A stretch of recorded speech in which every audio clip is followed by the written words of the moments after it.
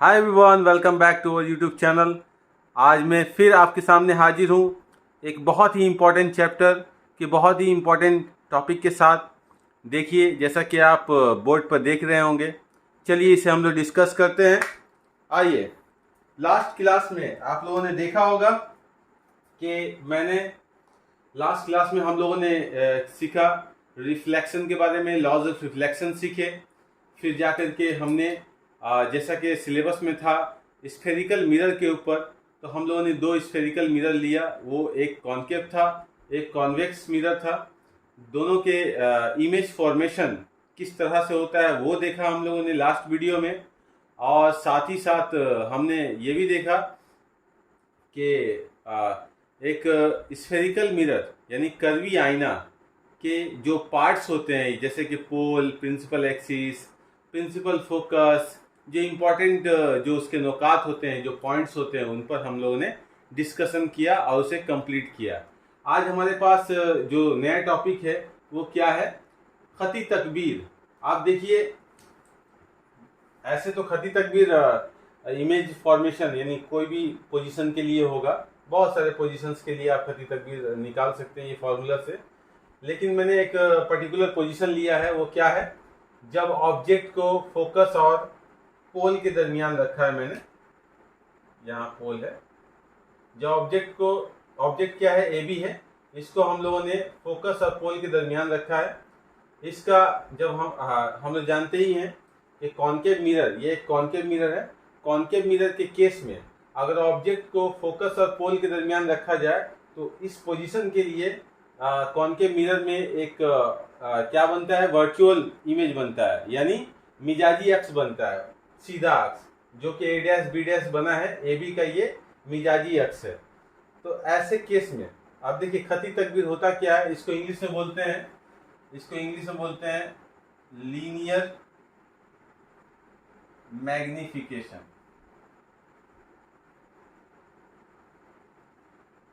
English में बोलते हैं लीनियर मैग्निफिकेशन। ओके, आप लोग देख रहे होंगे। तो आप देखिए खती तकबीर किसे कहते हैं? इसे एम से डिनोट करते हैं, एम फॉर मैग्निफिकेशन। इसको कैलकुलेट किया जाता है अक्स का साइज बटा चीज का साइज। ठीक है, अक्स का साइज बटा चीज का साइज। ठीक है, या इसको हम लोग ऐसे ही बोल सकते हैं अक्स की लंबाई बटा चीज की लंबाई। ओके, जैसे कि यहाँ पर आप देख रहे हैं ए बी क्या है? ए बी वो चीज की लंबाई है और ए डैश बी डैश जो हासिल हुआ है वो अक्स की लंबाई है। अगर दोनों का वैल्यू अगर मालूम हो तो हम इस फॉर्मूला में अगर बैठाते हैं तो खती तकबीर मालूम हो जाएगा। यानी आईना के जरिए इमेज को कितना बड़ा किया गया है या इमेज छोटा हो गया है, उसका मैग्निफिकेशन निकल जाएगा। तो फॉर्मूला क्या कह रहा है हम लोगों का? अक्स का साइज बटा चीज का साइज के तनासुब को क्या कहते हैं? खती तकबीर कहते हैं। या इसको हम लोग ऐसे ही बोल सकते हैं अक्स की लंबाई, जैसा कि ए डैश बी डैश अक्स की लंबाई है, बटा चीज की लंबाई, जैसा कि ए बी चीज की लंबाई है। देखिए, इस फॉर्मूला को एक और फॉर्मूला से हम लोग जाहिर करते हैं। वो क्या होता है? देखिए, खती तकबीर, किसी चीज की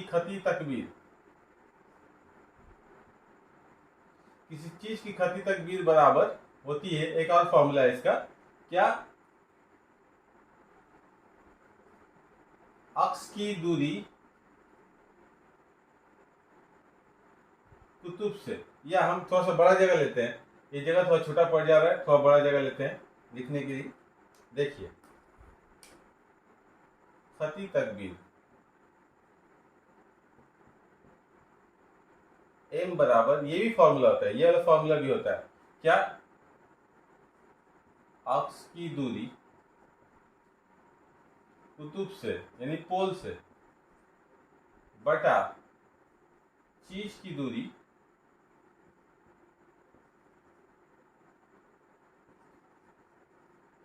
कुतुब से। कुतुब मतलब पोल। ठीक है, अक्स की दूरी कुतुब से और चीज की दूरी कुतुब से। अक्स की दूरी को हम लोग स्मॉल v से जाहिर करते हैं और चीज की दूरी को हम लोग स्मॉल u से जाहिर करते हैं। तो m इज इक्वल टू क्या ठहरा फॉर्मूला हम लोगों का? v by u। ये भी एक फॉर्मूला है, ठीक है, याद रखिएगा। ओके, आप देख पा रहे होंगे बोर्ड पर। तो खती तकबीर का 2 फॉर्मूला हम लोगों के पास है। क्या? खती तकबीर दरअसल अक्स का साइज और चीज़ का साइज के तनासुब का नाम है। इसके अलावा हम लोग ये भी बोल सकते हैं कि अक्स की दूरी अगर माप ली जाए, उसे नापा जा सके, मेजर किया जा सके, और चीज़ की दूरी को भी नाप लें, ये चीज़ कितनी दूरी पर रखा गया आईना से, और उसका अक्स आईना से कितनी दूरी पर बना है। ठीक है, तो उसे हम लोग ऐसे भी हम लोग अक्स को कैसे नापते? पोल से नापना होगा, कुतुब से नापना होगा ये दूरी। तो फॉर्मूला क्या ठहरा हमारा? खती तकबीर बराबर अक्स की दूरी कुतुब से बटा चीज़ की दूरी कुतुब से, यानी कुतुब मतलब क्या है? पोल से। ठीक है, आईना का पोल से। तो एम इजिकल टू क्या हुआ? V/U, ये फॉर्मूला हुआ। अच्छा, एग्जाम में पूछ सकता है कि मिरर इक्वेशन लिखिए। तो देखिए, मान लेते हैं ये जो चीज AB को हम लोग रखे हैं कितना दूरी पर? V दूरी पर, और पोल से V दूरी पर मान लीजिए AB रखा हुआ है, और सॉरी, पोल से मान लीजिए AB जो रखा हुआ है ऑब्जेक्ट है, तो ऑब्जेक्ट दूरी U है, और इसका अक्स जो बना A डैश B डैश, उसका दूरी है स्मॉल v। ठीक है, तो फॉर्मूला होता है, और स्मॉल f आपका अगर मास की फासला हो तो ये फॉर्मूला बनता है किसका? मिरर इक्वेशन इसको बोला जाता है। 1/v plus 1/u is equal to 1/f। यहाँ v क्या है? Image distance from pole, u क्या है? Object distance from pole, f क्या है? Focal length from pole. यानी पोल से ही हम लोग नापेंगे, कोई भी चीज को नापना होगा पोल से दूरी नापेंगे। ओके, अच्छा, यहाँ पे एक लाइन है, बहुत ही मोस्ट इंपॉर्टेंट लाइन है मैथ न्यूमेरिकल्स बनाने के लिए। वो क्या है? इस मसावात को इस्तेमाल करते वक्त साइन कन्वेंशन का इस्तेमाल किया जाता है। साइन कन्वेंशन क्या है वो समझ लीजिए। साइन कन्वेंशन बोलता है कि हम लोग जो भी दूरी लिखेंगे वो पोल से नापेंगे, और साथ साथ ये देखना पड़ेगा जो दूरी लाइट के सिमत में नापी गई है, यानी लाइट मान लीजिए इधर से आ रही ना, ये तो हमारे दाएं तरफ से बाएं जानिब आ रही है, तो अगर हम लोग डिस्टेंस दाएं से बाएं यानी पोल से बाएं की तरफ अगर हम लोग नापेंगे तो उसे हम लोग पॉजिटिव लिखेंगे, उस डिस्टेंस को क्या लिखेंगे? पॉजिटिव लिखेंगे। ठीक है, यानी पोल से बाएं जानिब। आप एक बार फिर से सुन लीजिए कि अगर हम लोग मान लीजिए ये पोल है आपका, ये पोल है, और यहाँ पर कोई ऑब्जेक्ट रखा हुआ है, ये दूरी u, और ये स्वाएं ऐसे आ रही हैं, तो दूरी जो नापेंगे पोल से नापेंगे। तो ये नापते वक्त हम लोगों को जाना होगा रोशनी की सिमत की मुखालिफ, रोशनी जा रही इधर, हम लोग नाप रहे हैं उस साइड में, तो ऐसे हालत में ये जो ऑब्जेक्ट डिस्टेंस हम जो लिखेंगे उसके साथ एक तो माइनस लग जाएगा। ठीक है, एक माइनस साइन लग जाएगा। ठीक है, ये आपका क्या हो जाएगा? यानी ऑब्जेक्ट डिस्टेंस हो जाएगा, उस टाइम में नेगेटिव लिखा जाएगा। ठीक है, ये साइन कन्वेंशन बोलता है। और अगर हम लोग मान लेते हैं जो इस केस में जो है इमेज, यहाँ पे अगर इमेज बन रहा है इसका, तो अगर मान लेते हैं ये इमेज डिस्टेंस v है, तो आप देखिए पोल से अगर नापेंगे तो रोशनी की डायरेक्शन भी इधर ही है, आप पोल से दूरी जो नाप रहे हैं वो भी उसी की सिमत में नाप रहे हैं, तो इस हालत में जो मेरा इमेज डिस्टेंस होगा वो पॉजिटिव हो जाएगा। तो याद रखिएगा ये चीज़। और ऐसे भी मास की फासला आप देखिए बाएं से दाएं जानिब भी नाप रहे हैं, और रोशनी दाएं से बाएं आ रही है तो वो भी अपोजिट हो रहा है, तो इस केस में फोकल लेंथ भी माइनस में होगा। ठीक है, तो ये सब बैठाएंगे इस इक्वेशन में, तब जाके इसको इस्तेमाल किया जा सकता है। ओके, इसको बोलते हैं साइन कन्वेंशन। तो इस मसावात को इस्तेमाल करते वक्त साइन कन्वेंशन का इस्तेमाल किया जाता है, याद रखिएगा ये चीज। ओके, ठीक है, हम लोग स्फेरिकल मिरर का इनकास हम लोगों ने देख लिया डिफरेंट पोजीशंस पर। अब हम लोग न्यू टॉपिक की तरफ आगे बढ़ रहे हैं। ओके, ठीक है, बने रहिए मेरे वीडियोस के साथ, एंड तक बने रहिए। जैसा कि आप देख सकते हैं हमारा न्यू टॉपिक जो है वो क्या है? रोशनी का इनताफ। अब हम लोग रोशनी के इनताफ के बारे में पढ़ने जा रहे हैं। ये भी बहुत ही इम्पॉर्टेंट है, आप देखिए, गौर फरमाइएगा इस पर।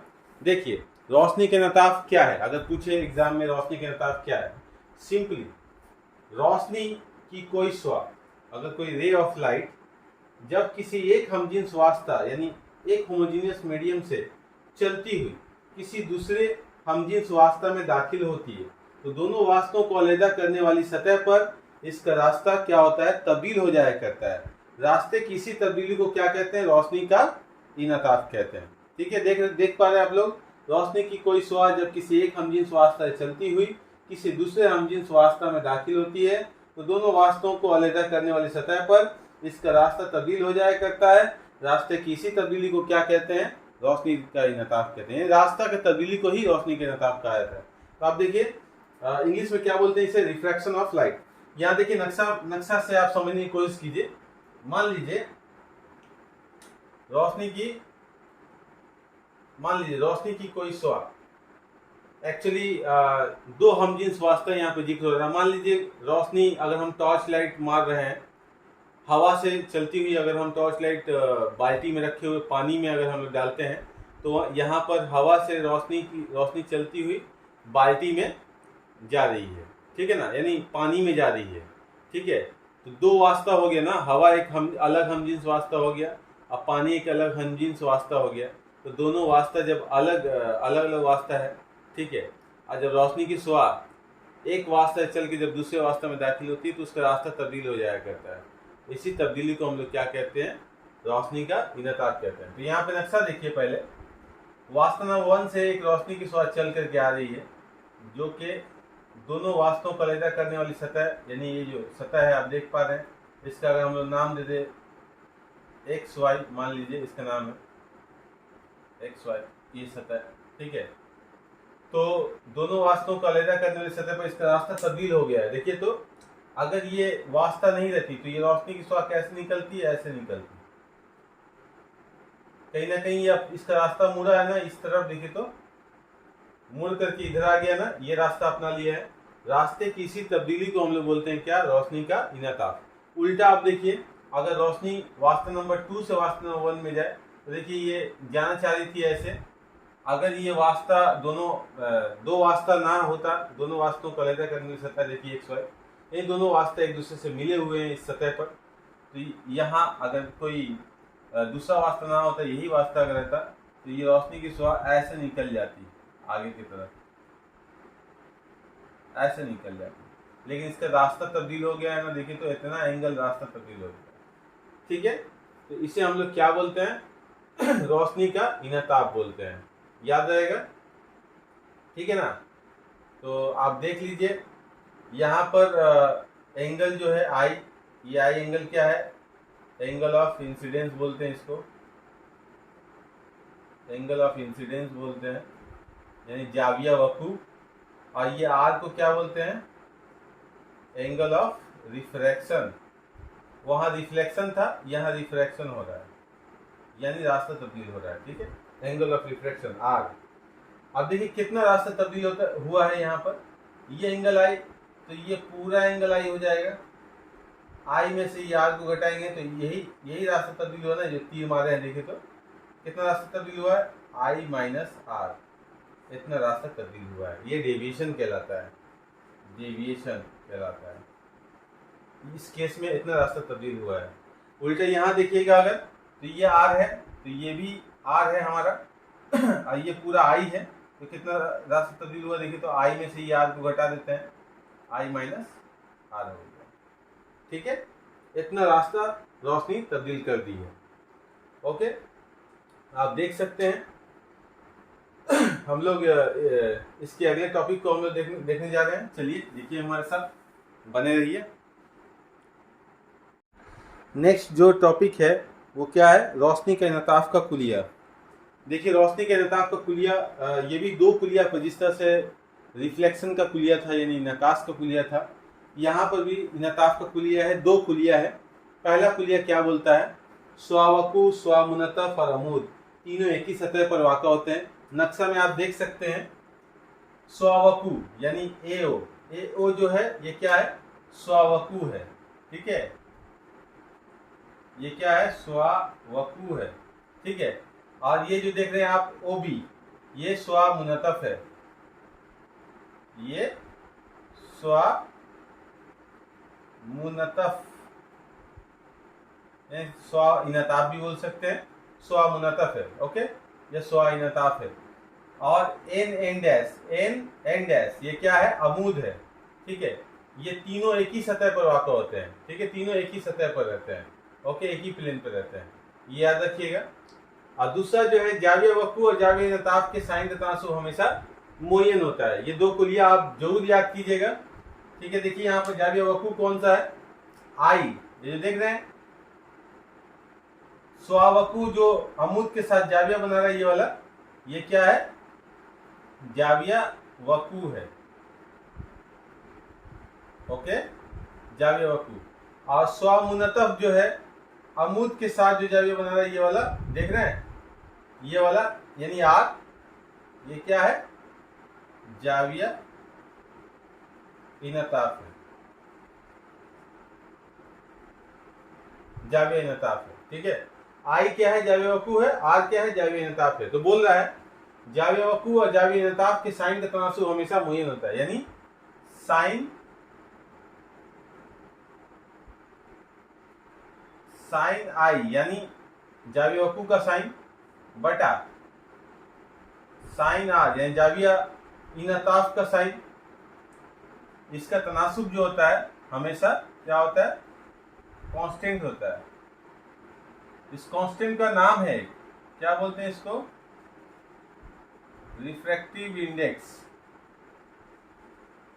रिफ्रैक्टिव इंडेक्स इसको जाहिर करते हैं हम लोग इस सिंबल के जरिए। देखिए, इस सिंबल के जरिए इसे जाहिर किया जाता है।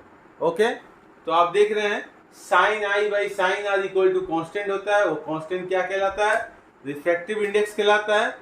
इसे हम लोग इस साइन के जरिए जाहिर करते हैं। इस साइन को पढ़ा जाता है कुछ इस नाम से, इस साइन को पढ़ा जाता है इस नाम से, म्यू, म्यू पढ़ते हैं इसको। ओके, ये एक सिंबल है, इस सिंबल का नाम है म्यू। ओके, आप लोग देख सकते हैं ये इनताफ का कुलिया है यहाँ पर। ओके, तो देखिए आप इसको इस कुलिया को यानी जो सेकेंड वाला जो आपका लॉ है उसको हम लोग स्नेल्स लॉ बोलते हैं। स्नेल का कुलिया भी बोलते हैं इसे, स्नेल्स लॉ, याद रहेगा, स्नेल्स लॉ। ठीक है, sine i by sine r equal to constant refractive index. ये रिफ्रैक्टिव इंडेक्स दरअसल यहाँ पर मीडियम नंबर 1 है, 1 नंबर वास्ता है और ये 2 नंबर वास्ता है। तो आप देखिए जब स्वा 1 नंबर वास्ता से 2 नंबर में दाखिल हो रही है तो उस केस में बोला जाता है, लिखा जाता है इसको sine i by sine r को 1 म्यू 2, कुछ इस तरह से लिखा जाता है इसे। ये हायर स्टडीज में आपको मिलेगा, sine i by sine r. आप इतना भी लिखते हैं तब भी चल जाएगा आपका काम, क्योंकि अभी आपका सिलेबस में इतना ही है। Sine i by sine r, इसको लिखा जाता है 1 म्यू 2। इसको पढ़ते हैं हम लोग रिफ्रैक्टिव इंडेक्स ऑफ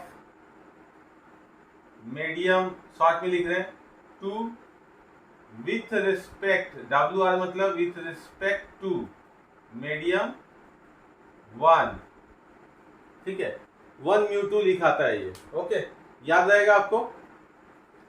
ठीक है, चलिए हम लोग नेक्स्ट टॉपिक में एंटर करते हैं। हमारे पास अगला टॉपिक जो है आप देख सकते हैं, रिफ्रैक्टिव इंडेक्स। अभी हम लोगों ने देखा क्या आया था, अभी हम लोगों के पास sine i by sine r यानी जाविया वक्कू और जाविया इनताफ के साइन का तनासुब जो था वो क्या आया था, म्यू। इस म्यू को हम लोग इस फॉर्मूला से भी नापते हैं। कैसे, देखिए, रिफ्रैक्टिव इंडेक्स जो होता है वो रेशियो होता है किसका, velocity of light in space, यानी खला में रोशनी की रफ्तार, जिसको हम लोग c से जाहिर करते हैं, और velocity of light in medium, जिस मीडियम का रिफ्रैक्टिव इंडेक्स, जिस वास्ता का रिफ्रैक्टिव इंडेक्स हम लोग मालूम करने जा रहे हैं, उसमें रोशनी की रफ्तार क्या है उसको कैलकुलेट कर लेंगे। और खला में रोशनी की रफ्तार जो है उसको हम लोग ऊपर लिखेंगे और मीडियम वाले को नीचे लिखेंगे, दोनों को डिवाइड करेंगे तो हम लोगों का क्या मिलेगा, रिफ्रैक्टिव इंडेक्स मिलेगा। तो आप देखिए म्यू की पैमाइश हम लोग कैसे करते हैं, c/v। खला में रोशनी की रफ्तार कितनी होती है, c इज इक्वल टू होता है 3 × 10⁵ किलोमीटर पर सेकेंड, या 3 × 10⁸ मीटर पर सेकेंड भी लिख सकते हैं। ठीक है, किलोमीटर पर सेकेंड ये। ओके, अच्छा, और मीडियम में आप लोग सभी जानते हैं कि स्पेस में रोशनी की रफ्तार सबसे ज़्यादा होती है, तो बाकी जितने भी मीडियम्स हैं उनमें रोशनी की रफ्तार कम होगी। तो इससे पता चल रहा है इस फॉर्मूला से mu is equal to c by v, c जो है ग्रेटर देन वी है, ठीक है। तो इसकी कीमत यानी म्यू की कीमत जो है या तो ग्रेटर देन हमेशा 1 एक से ज़्यादा आएगा, ये कसर जो है 1 से ज़्यादा आएगा, या इक्वल टू 1 आएगा, इसलिए कि हवा में हवा का जो रिफ्रैक्टिव इंडेक्स होता है वो 1 माना जाता है, 1 माना जाता है, ठीक है। अच्छा, म्यू जो है एक यूनिटलेस क्वांटिटी है, ठीक है, यानी इसका कोई डायमेंशन नहीं होता है, इसका कोई यूनिट नहीं होता है, क्योंकि आप देखिए ऊपर में भी वेलोसिटी है, नीचे में भी वेलोसिटी है, दोनों का जो यूनिट है वो कैंसिल हो जाएगा, जिससे रिफ्रैक्टिव इंडेक्स का कोई यूनिट नहीं बचेगा, ये एक प्योर नंबर है, ठीक है। तो इसका कोई इकाई नहीं होता है।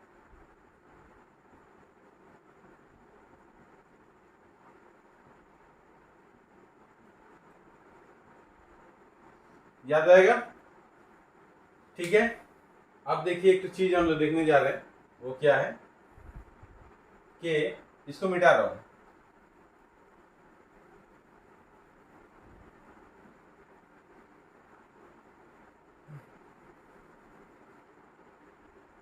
वास्ता देखिए, रिफ्रैक्टिव इंडेक्स के बुनियाद पर वास्ता को दो हिस्सों में बांटा गया रिफ्रैक्टिव इंडेक्स के बुनियाद पर। एक होता है क्या, लतीफ वास्ता, एक होता है क्या, कसीफ वास्ता।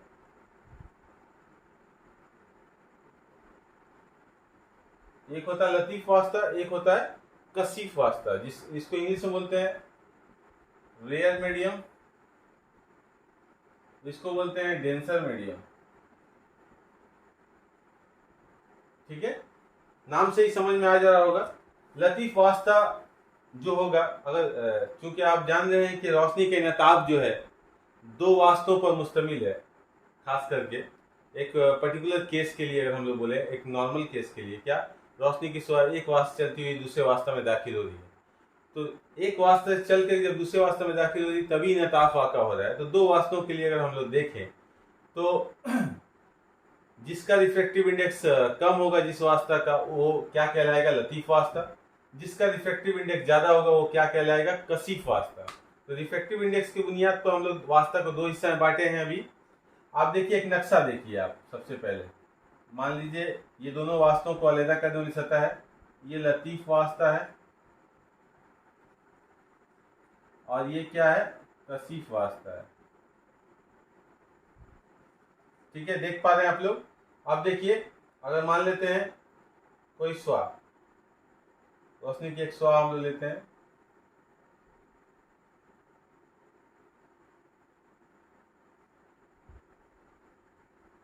ठीक है। तो आप देखिए यहाँ नक्शा में आप देख सकते हैं, अगर श्वा अगर आगे निकलती तो ऐसे निकल जाती है आगे की तरफ, अगर कोई दूसरा वास्ता नहीं रहता तो श्वा इस रास्ते आगे निकल जाती, लेकिन दूसरा वास्ता आने की वजह से क्या हुआ है, रोशनी का जो श्वा है वो अपना रास्ता तब्दील कर ली है, ठीक है। रास्ते की तब्दीली को क्या बोलेंगे, इनताब बोलेंगे। तो यहाँ देखिए रोशनी की श्वा लतीफ वास्ता से कसीफ वास्ता में दाखिल हो रही है, तो ये जो श्वा है इनताब के बाद किधर झुक जा रहा है, अमूद की जानिब झुक जा रहा है, ठीक है। तो हमेशा याद रखिएगा जब रोशनी की श्वा लतीफ वास्ता से कसीफ वास्ता में दाखिल होती है तो वो अमूद की जानिब झुक जाती है, अमूद की जानिब झुक जाती है, ठीक है, अमूद की जानिब झुक जाती है, ओके। अब देखिए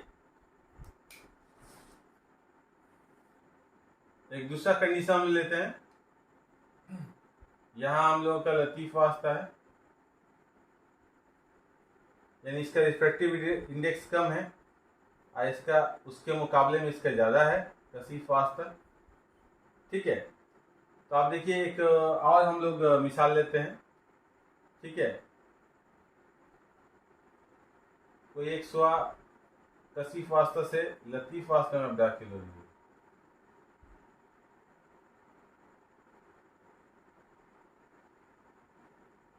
रोशनी की कोई शुआ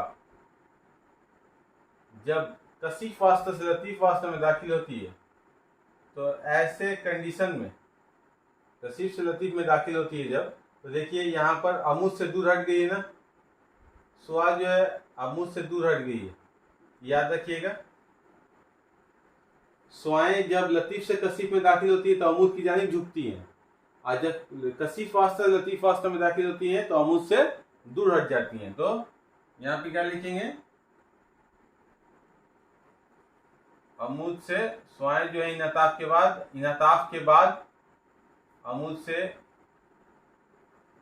दूर हट जाती हैं, ऐसे बोलिए।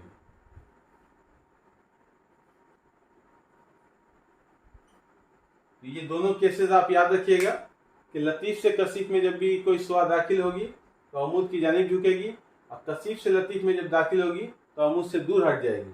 ये बातें याद रखिएगा, मोस्ट इंपॉर्टेंट है, काम आएगा आपको।